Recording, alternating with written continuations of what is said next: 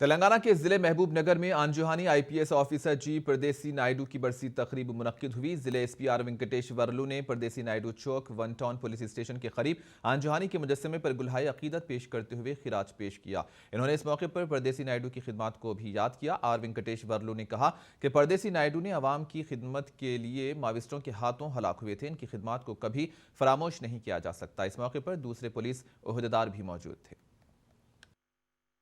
సంఘటనలో దాదాపు ఎస్పీ గారితో సహా 14 మంది అక్కడికక్కడే ప్రాణాలను కోల్పోవడం జరిగింది.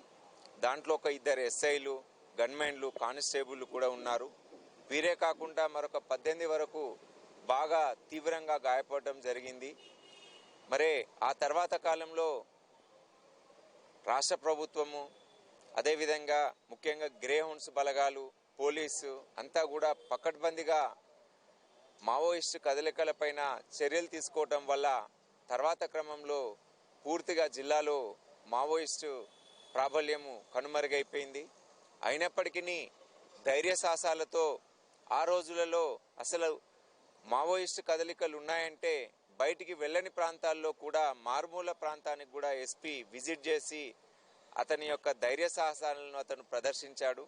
కానీ ప్రమాదవశత్తు